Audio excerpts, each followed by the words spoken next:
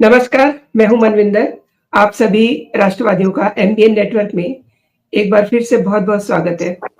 आपसे आग्रह भी है, चैनल को सब्सक्राइब कर लीजिए, वीडियो को लाइक कर लीजिए और अंत तक हमारे साथ बने रहिए, क्योंकि अपडेट्स बहुत सारे हैं।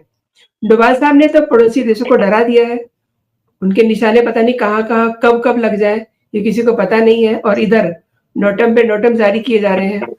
उधर इमरान खान की भी कुछ खबरें आ रही हैं। अफ़गान मीडिया ने इसको ट्वीट करके बताया है। मीन्स स्थिति बहुत ही डाइसी बनी हुई है।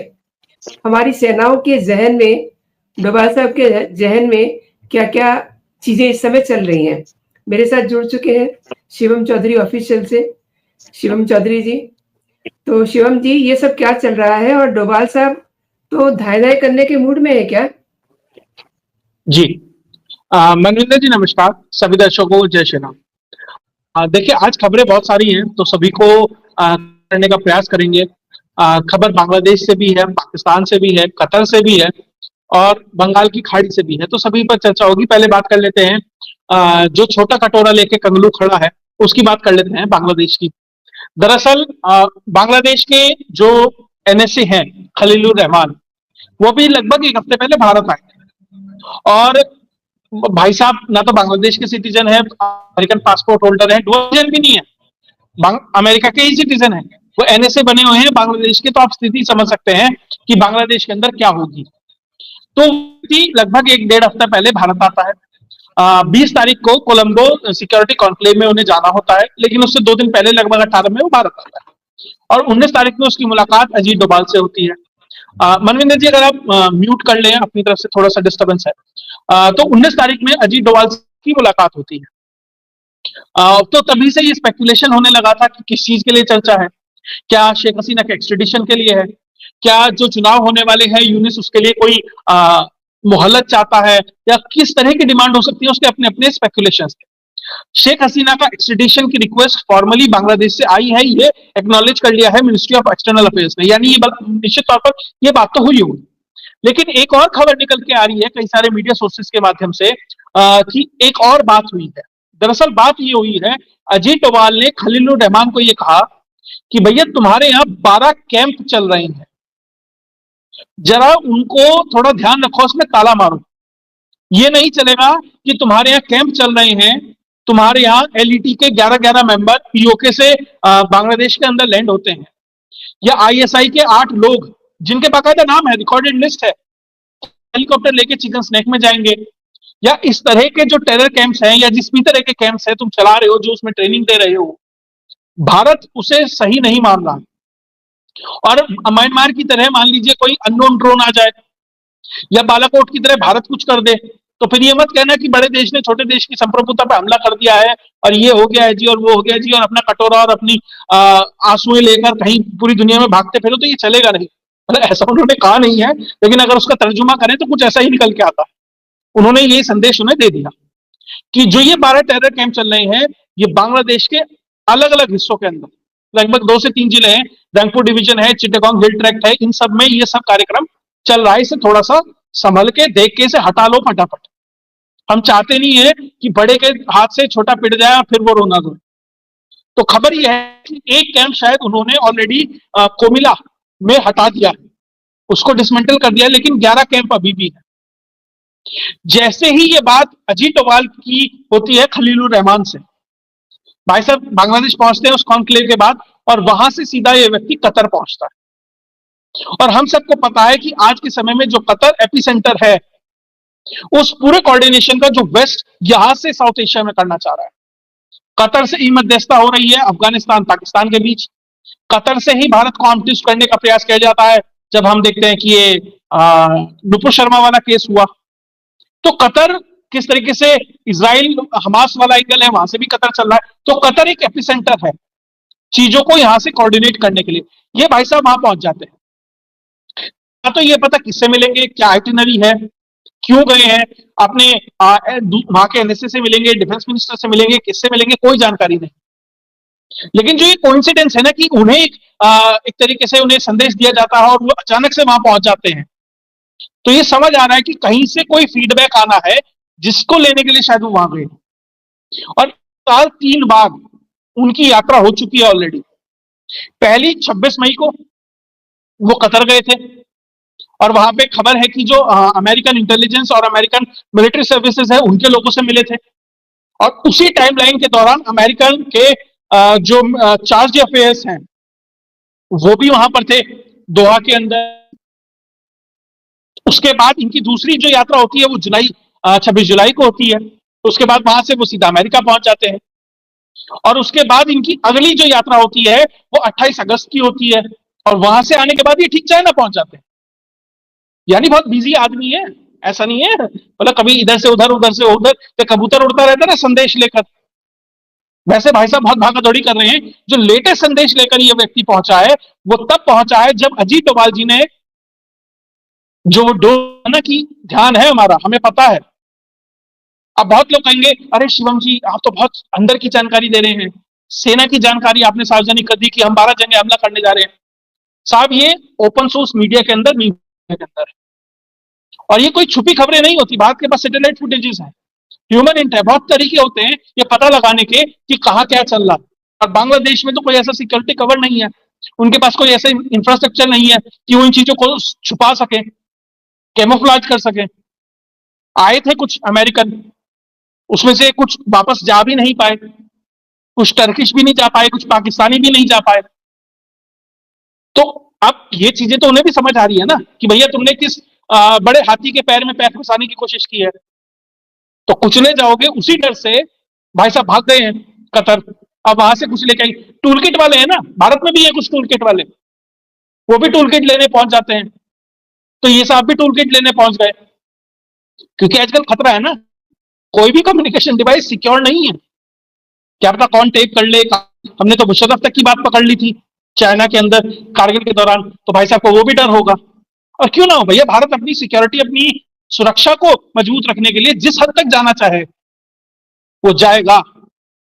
फिर वहां पर ये कंगलू हो, वो हीरा मंडी हो, वो कोई भी हो, मैं किसी बड़े देश या छोटे देश की बात नहीं है, हर सीमाओं तक भारत जाएगा अपनी सिक्योरिटी को मेंटेन करने के लिए। उसके डर से भाई साहब अपना प्लेन पकड़े हैं, यहाँ तक कि प्लेन नंबर सीट नंबर तक भी सार्वजनिक है कि किस में बैठ के गए।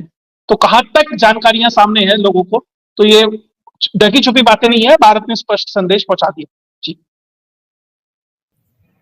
अच्छा शिवम जी, इमरान खान के बारे में भी कुछ जानकारी आ रही है और बाकायदा अफगान मीडिया ने तो इसकी घोषणा कर दी है। जी देखिए, हम सब ने सर्कस देखा हुआ, अब तो बड़े बड़े शहरों में लगता नहीं है, लेकिन क्या है ना कि भारत के पड़ोस में ही एक सर्कस है देश, पूरा देश ही सर्कस है। वो स्थिति पाकिस्तान की है और सर्कस के जो पोस्टर हैं वो अफगानी लगा रहे हैं कि सर्कस में चल क्या रहा है, कौन सा खेल चल रहा है। दरअसल अफगानिस्तान के कुछ ओसेंट अकाउंट है और कुछ मीडिया हाउसेज है, उन्होंने खबर देनी शुरू कर दी अचानक से कि जो इमरान खान है वो अल्लाह मियां के पास चले गए हैं, वो इस धरती पे उनकी रूह नहीं रही है, शरीर रह गया है, रूह कहीं और चली गई है, उन्होंने ये जानकारी दी। देखिए अभी तक इसकी पुष्टि नहीं हुई है, कम से कम जब तक हम ये वीडियो रिकॉर्ड कर रहे हैं तब तक ये पुष्टि नहीं है कि इमरान खान जिंदा है कि मर गया है। हाँ ये कंफर्म है कि अडियाला जेल के अंदर इमरान खान था। अब इसके अंदर दो चीजें, या तो ये खबर सही है या गलत है। अब अगर ये गलत है तो ये खबर क्यों आई है सामने, तो अगर ये खबर गलत है तो संभवतः कारण ये है कि जो अफगानिस्तान है वो पाकिस्तान के अंदर एक जो कहते हैं ना कि इंफॉर्मेशन वॉरफेयर वाली जो स्थिति है वो क्रिएट करना चाहता है, उस वाली स्थिति क्रिएट करना चाहता है कि देखो जो इमरान खान है ना वो मर गया। जब तक ये चीजें कंट्रोल होंगी, समझ में आएंगी, कोई एक्सप्लेनेशन आएगा, तब तक स्थितियां बिगड़ने की स्थिति में आ जाएंगी, क्योंकि जेंजी जैसा प्रदर्शन ऑलरेडी लोग कह रहे हैं कि पाकिस्तान में चल रहा है। क्योंकि इमरान खान की पार्टी और इमरान खान की फैन फॉलोइंग, देखिए ना मैं इमरान खान का फैन हूं ना आसिम मुनीर का फैन हूं, बल्कि मैं किसी को पसंद ही नहीं करता, लेकिन जो देश में चल रहा है वो स्थिति है। तो वो लोग इमरान खान के पीछे खड़े हुए हैं। अगर कहीं से आपने एक छोटी सी चिंगारी दे दी तो वो क्या कर सकते हैं, क्या ये उसका प्रयास है? क्योंकि अफगानियों के ऊपर ड्रोन स्ट्राइक हो रही है, अफगानियों के ऊपर जिस तरीके से ये पाकिस्तानी तुले हुए हैं, तो भैया वो तो कुछ ना कुछ करेंगे, जवाब देंगे। लेकिन अगर ये खबर गलत है तो ये मिस इन्फॉर्मेशन कैंपेन है, लेकिन अगर ये खबर सही है जिसकी संभावनाएं ज्यादा हैं, क्यों, उसके एक दो एग्जांपल भी दूंगा। पहला, जो अब आपका इमरान खान है लगभग 23-24 इसके परिवारजनों को नहीं मिलने दिया जा रहा, कोई पीटीआई का कोई नेता इससे नहीं मिल पा रहा है, मतलब कंप्लीट ब्लैकआउट है। अगले की वीडियो कॉल भी नहीं कराई जा रही, फिजिकल मीटिंग तो बात छोड़ दीजिए। तो ये बात होने लगी है कि क्या इमरान खान चले गए हैं इसलिए मुलाकात नहीं कराई जा रही है, क्या इसलिए उनसे लोग नहीं मिल पा रहे हैं। और देखिए, मुझे ये लगता है कि अगर वो सही में होता, जिंदा होता, तो भैया इतना बड़ा रिस्क क्यों ले नासिम मुनीर, वो भी तब जब उसका एक्सटेंशन आने वाला है। 28 तारीख लास्ट डेट है, अभी उसके एक्सटेंशन का नोटिफिकेशन नहीं है। तो उससे पहले, ठीक पहले वो पाकिस्तान के अंदर इतना बड़ा कियोस्क क्यों चाहेगा। बहुत आसान था, किसी एक बहन को भी कह देता, नहीं जानी 2-3 बहनें, नहीं जाने बच्चे, नहीं कोई पीटीआई का नेता, एक को कह देता भैया ये व्यक्ति जाके मिल सकता है, जाके देखियो अगले की साथ चल रही है कि नहीं चल रही है। लेकिन वो भी नहीं करने दे रहे। और जिस तरीके से भीड़ इकट्ठी हो गई है, वीडियो आ रही है, लोग रो रहे हैं वहां पर। तो ऐसा ना हो कहीं थोड़ी देर बाद पब्लिक गेट वेट तोड़ के अंदर ही पता ना लेने चली जाए। आसिम मुनीर को कहे तू रहने दे, हम पता ले आते हैं अंदर। 1000-5000 आदमी अगर अंदर घुस, ये क्या होगा उस अडियाला जेल का। ये लाहौर के कोर कमांडर की बत्तख, मुर्गे और ये सब तो उठा के लिए ही आए थे। तो अडियाला जेल का गेट उखाड़ने में कितना टाइम लगेगा। और ये अगर अंदर चले गए और सच सामने आ गया, तो आप समझिए आसिम मुनीर के लिए क्या स्थिति हो सकती है, और इस देश के लिए क्या स्थिति हो सकती है। उस देश में जहां इमरान खान की पार्टी को बैन कर दिया गया था, तब भी इंडिपेंडेंट के तौर पर पीटीआई के कैंडिडेट लगभग बहुमत के बराबर अपने कैंडिडेट जिता पाए थे। जहां आज भी युवा ये मानता है कि इमरान खान को गलत तरीके से हटाया गया, जहां अब ये युवा मानने लगा है कि हमारे देश की सबसे बड़ी ये आर्मी है और खासकर आसिम मुनीर है। तो अगर ये स्थिति हो जाती है, और एक और चीज ध्यान दीजिए, ये खबर आ नहीं रही थी, मान लीजिए 20-22 दिन से वो पब्लिक से, अपने परिवार वालों से नहीं मिल पा रहा है, मान लीजिए 10-12 दिन से वो मर भी गया होगा। ये खबर अचानक तब क्यों लीक होती है जब इमरान खान, माफ कीजिएगा, आसिम मुनीर का एक्सटेंशन की डेट आने वाली है, नोटिफिकेशन जारी नहीं हुआ है। तो क्या अंदर के कोई ऐसा कमांडर है जो ये सोच रहा है कि आसिम मुनीर को अगर एक्सटेंशन मिल जाएगा, ये आजीवन सेना का अध्यक्ष बन जाएगा, भैया हमारी तो सारी की सारी पीछे की मतलब जो प्रमोशन की संभावना है वो खत्म हो जाएंगी, हम तो उस पोजीशन पर कभी पहुंच नहीं पाएंगे। तो ये खबर लीक कर दो। ये लीक 28 तारीख के बाद भी हो सकती थी, जब आप आसिम मुनीर का कुछ नहीं बिगाड़ सकते थे, लेकिन 2 दिन पहले, 48 घंटे पहले क्यों खबर लीक होती है, और एक थर्ड पार्टी से लीक हो रही है। अफगानियों को क्या पता अंदर क्या चल रहा है। क्या आईएसआई और आसिम मुनीर की जुगलबंदी नहीं है, वहां से कोई खबर लीक हुई है, ये भी संभावना है। तो इन सब चीजों को देखते हुए पाकिस्तान में जो भी चल रहा है, एक तरीके से पावर गेम चल रहा है, और उसमें जो इमरान खान है उसका इस्तेमाल किया जा रहा है। अगर मान लीजिए रात में या कैसे भी दिन में भीड़ इकट्ठी हो जाती है, अचानक से कॉल आती है और पीटीआई का वर्कर कूद पड़ता है। अभी वो मौलाना डीजल है, उसकी मैं सुन रहा था स्पीच, खुल के दे रहा था आर्मी को गाली। मान लीजिए उसके बंदे शामिल हो जाते हैं, पीटीआई वाले आगे निकल के आ जाते हैं, खैर वो तो साथ तो नहीं आएंगे लेकिन अलग भी आते हैं, तो आप समझिए आसिम मुनीर की क्या स्थिति होगी। एक दो कोर कमांडर ने भी कह दिया भैया मैं असमर्थ तो मैं नहीं संभाल सकता, फिर क्या होगा आसिम मुनीर का। फिर आसिम मुनीर के पास एक ऑप्शन बचता है कि भारत के साथ कोई मिसएडवेंचर करे, क्योंकि अगर वो ऐसा करता है तो पूरा देश चाहते ना चाहते हुए भी, पीटीआई का कार्यकर्ता चाहते ना चाहते हुए भी उसके साथ खड़ा होना पड़ेगा, क्योंकि वो कहेगा कि भाई देखो भारत ने हमला कर दिया, हमारा दुश्मन है, नेचुरल एनिमी है, उसने हमला कर दिया है और तुम्हें इमरान खान की पड़ी है, इसको बाद में देखेंगे, पहले हमारे साथ आओ, फौज के पीछे लगो, मर्द मुजाहिद बनो, गजवाए हिंद करेंगे, और फिर वो भारत के ऊपर कुछ ना कुछ मिस एडवेंचर करने का निश्चित तौर पर प्रयास करेगा। और शायद इसीलिए भारत को ये जानकारियां थी, भारत को वो इंटेलिजेंस थी, या कहीं ना कहीं ये हिंट मिलता है, मैं कंफर्म नहीं कर रहा थी या नहीं, कम से कम जो सर्कमस्टेंसेस है उससे ये हिंट मिल रहा है। कारण लगभग उसी दौरान से आप देख रहे होंगे, अरे वो सरकरी कब्जा लेते हैं, सिंध कब्जा लेते हैं, बायोलॉजिकल वॉरफेयर होगा, केमिकल होगा जी, इलेक्ट्रॉनिक होगा, कान से प्रधानमंत्री बोलते हैं।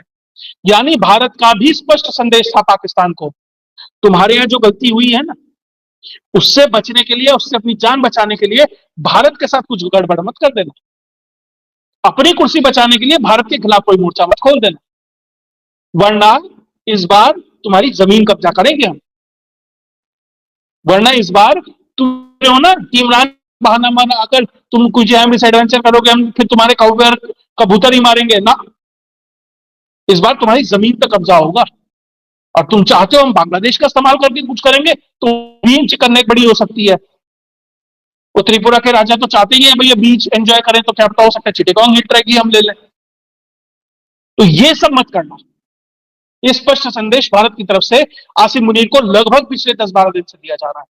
अगर ये खबर सत्य है तो ये चीजें इसमें फिट होती है। बाकी कब पुष्टि होगी, अभी वैसे पाकिस्तान के अंदर इमरजेंसी का पार्लियामेंट सेशन बुलाया गया है। कोई कह रहा है इमरान खान की वजह से बुलाया गया है, कोई कह रहा है 27th अमेंडमेंट हुआ है उसकी वजह से है, इसका आसिम मुनीर का नोटिफिकेशन आना है, बहुत कुछ है जो भी है। लेकिन जिस तरीके से चीजें आगे बढ़ रही हैं, इस सर्दी के मौसम में गर्मी का एहसास बहुत जल्दी होने वाला है। अब ये देखना है कि वो गृह युद्ध की स्थिति में होगा पाकिस्तान के अंदर, या भारत के कुछ खिलौने गिरेंगे तो गर्मी का एहसास होगा। लेकिन होगा ये निश्चित तौर पर, मानिए पाकिस्तान में गर्मी का एहसास बढ़ने वाला है। आप आ रही है ये समय बताएं जी।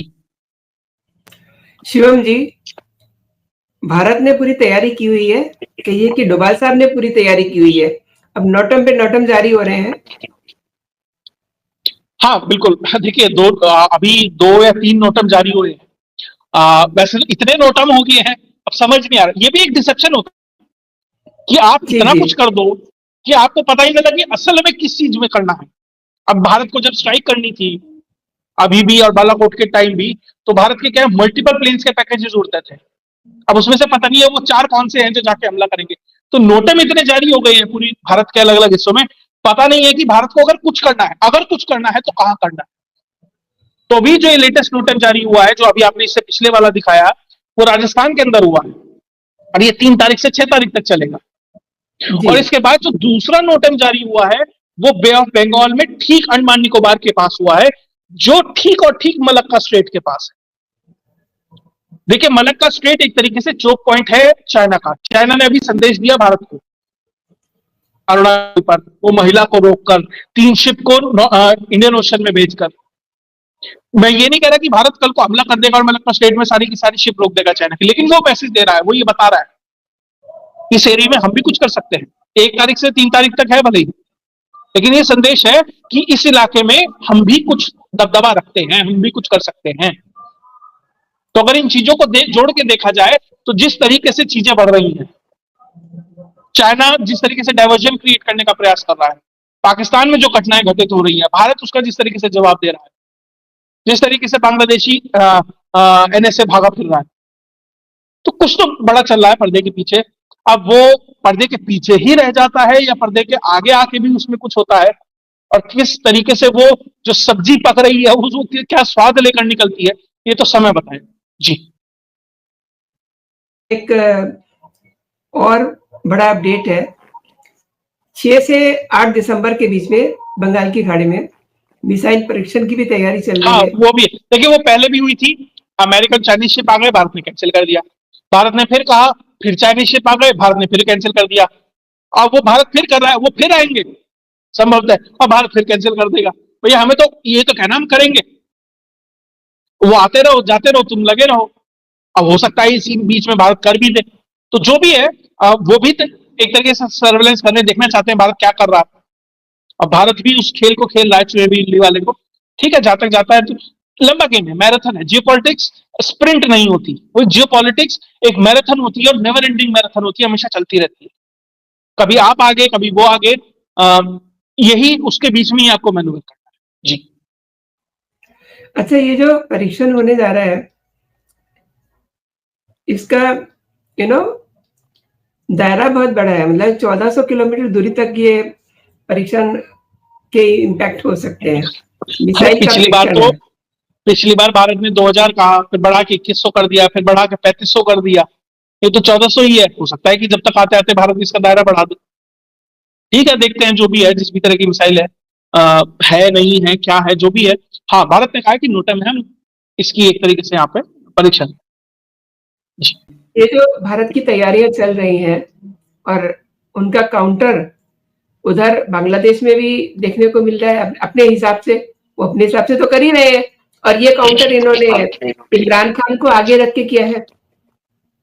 नहीं देखिए, भारत की तैयारियां एक वो पहलवान होता है ना जो रोज दंड मारता है, वो इसलिए नहीं मारता कि आज जाके पड़ोसी को पीटना है, वो इसलिए मारता है, वो इसलिए एक्सरसाइज करता है 12 महीने कि भैया कभी कुछ होगा तो मैं जवाब दूंगा, अपने आप को मजबूत करने के लिए। भारत की वो स्थिति।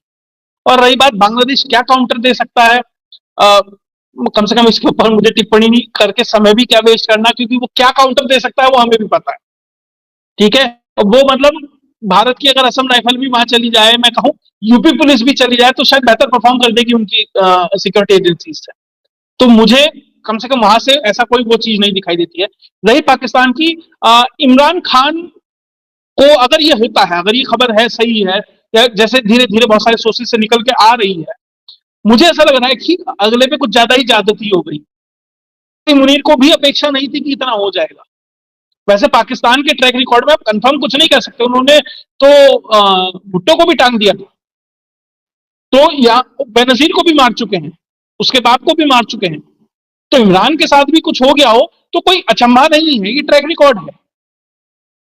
और इमरान खान में कम से कम इतने तो गट्स थे कि वो ये भुट्टो की और इसकी तरह भाग नहीं गया था देश छोड़ के, नवाज शरीफ की तरह। जेल में था, जो भी था सही था बुरा था वो अलग चीज है, लेकिन कम से कम वो देश में रहा। अब आसिम मुनीर, यहां से क्या होगा आसिम मुनीर का, वो किस तरीके से इसमें से निकलता है, ये भी एक क्वेश्चन है। लेकिन जो भी है, भविष्य अंधकार में है, कम से कम पाकिस्तान, खासकर मुनीर का। बिल्कुल सही है। और ये जो आपने जिक्र किया है इमरान खान का, तो अब उन्होंने सवाल तो ये उठाया ना कि उसकी बॉडी जो है कहीं और शिफ्ट की गई है। बॉडी मीन्स देखिए अभी कंफर्म नहीं है, नहीं अभी कंफर्म नहीं है, मैं उसी लिए बार बार कह रहा हूँ। बॉडी शिफ्ट, अगर वो मर गया है तो बॉडी शिफ्ट किया नहीं किया उससे क्या मतलब है, मर गया ना।